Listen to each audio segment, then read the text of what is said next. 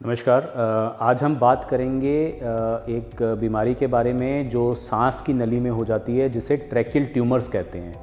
तो ये क्या होते हैं, किस प्रकार के होते हैं, कैसे प्रेजेंट करते हैं, उनका क्या मैनेजमेंट रहता है। मैं डॉक्टर हर्षवर्धन पुरी, मैं एक चेस्ट सर्जन हूँ, मेदांता द मेडिसिटी के साथ एसोसिएटेड कंसल्टेंट चेस्ट सर्जन। तो ट्रैकियल ट्यूमर्स क्या होते हैं? ट्रैकिया होती है सांस की नली, और इसके अंदर ट्यूमर्स छोटे छोटे जो ग्रंथियाँ बन जाती हैं, जो ग्रोथ्स हो जाती हैं, उनको ट्रैकियल ट्यूमर्स कहा जाता है। मोस्ट कॉमनली ये कार्सिनॉइड होते हैं, कुछ केसेस में एडेनॉइड सिस्टिक होते हैं, और कई प्रकार के इनके प्रकार होते हैं। ये पेशेंट कैसे प्रेजेंट करते हैं, इनके क्या सिम्टम्स रहते हैं कि कुछ केसेस में इन पेशेंट्स में बलगम में खून आता है, कुछ पेशेंट्स में पेन होता है, कुछ पेशेंट्स में क्रॉनिक कफ की तरह प्रेजेंट करते हैं, क्योंकि जब ये सांस की नलियों में ग्रो कर रहे होते हैं तो वहाँ का फेफड़ा पिचक जाता है और पेशेंट्स को उसकी वजह से काफ़ी प्रॉब्लम होती है।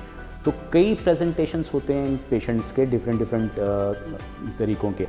तो अगर ये पेशेंट ये चीज़ हम जल्दी पकड़ लें और इसका बहुत ही अच्छा इलाज सर्जरी के द्वारा हो पाता है। तो जब पेशेंट ये प्रेजेंट करते हैं पेरीफ्री में, तो कई बार इनको टीबी की दवाई देके छोड़ दिया जाता है, और फिर इनकी जो ट्रीटमेंट होती है वो बहुत ही जटिल और बहुत ही मुश्किल हो जाती है।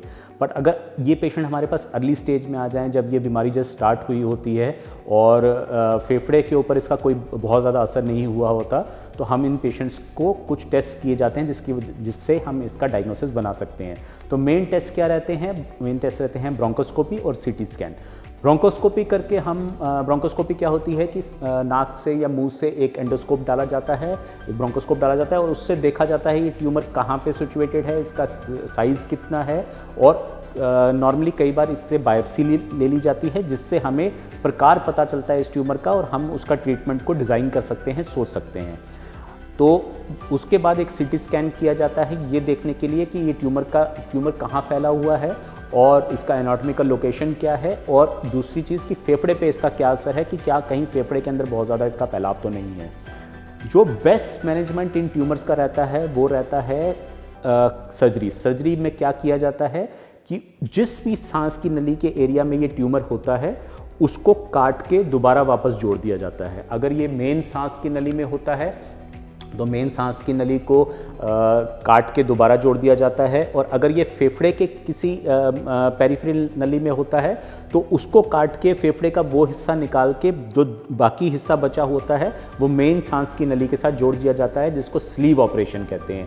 ये बहुत ही जटिल ऑपरेशंस होते हैं, इनके लिए पेशेंट्स को प्रिपेयर करना पड़ता है। उनकी कई सारी चीज़ें, जैसे उनके हार्ट के फंक्शंस, उनके पल्मोनरी फंक्शंस, ये सब देखे जाते हैं, और फिर ये पेशेंट प्रिपेयर किए जाते हैं सर्जरी के लिए। पर मेरा ये कहना है कि अगर ये पेशेंट हमारे पास जल्दी प्रेजेंट करें, जब बहुत ज़्यादा स्ट्रक्चरल एबनॉर्मलिटीज़ नहीं हुई होती, तो इनका सर्जरी के द्वारा बहुत अच्छा इलाज हो सकता है। अमूमन इन ट्यूमर्स की सर्जरी जो होती है वो ओपन की जाती है, बट अगर बहुत छोटा ट्यूमर हो, पेशेंट बहुत जल्दी प्रेजेंट कर जाए, तो हम इसका रोबोटिक मेथड से भी, जो कि दूरबीन की सर्जरी होती है जिसमें छोटे छोटे 3 या 4 छेदों से ये सर्जरी कर दी जाती है, और वो जटिल सूचरिंग आराम से रोबोट से हो जाती है, कर पाते हैं। तो ऐसे ही एक पेशेंट विकास कुमार मेरे पास आए थे, जो बहुत जल्दी उन्हें थोड़ा सा बलगम में खून आया, वो मेरे पास आए और उनका ब्रोंकोस्कोपी और सीटी स्कैन करके देखा गया कि उन्हें एडनॉइड सिस्टिक कार्सिनोमा का ट्यूमर है लंग्स में, और उस ट्यूमर को हमने काटा मार्जिन्स के साथ। फेफड़े का जो भाग निकालना था वो थोड़ा सा भाग निकाला, और बाकी फेफड़े के भाग को सांस की मेल नली के साथ दोबारा जोड़ दिया। ये बहुत जटिल ऑपरेशन था जो कि हमने किया, और विकास का जो इम्प्रूवमेंट था इसके बाद बहुत ही अच्छा हुआ। अभी भी वो हमारे साथ फॉलोअप में है।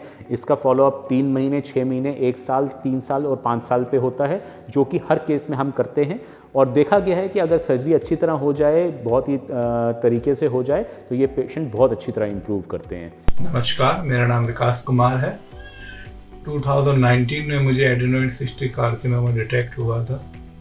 मेरा लेफ्ट लंग जो है कोलैप्स हो गया था, होप बहुत कम थी, लेकिन डॉक्टर हर्षवर्धन पुरी ने मेरे को होप दी। उन्होंने बोला कि 100% वो सेव करेंगे इसको।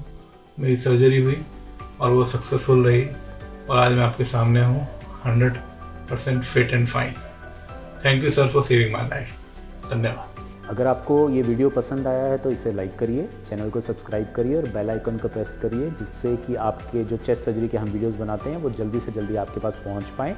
और आप कुछ भी जानना चाहते हैं चेस्ट सर्जरी के बारे में तो कमेंट सेक्शन में लिखिए और हेल्पलाइन पे कांटेक्ट करिए, ताकि हम आपको जल्दी से जल्दी उस चीज़ का जवाब दे पाएँ।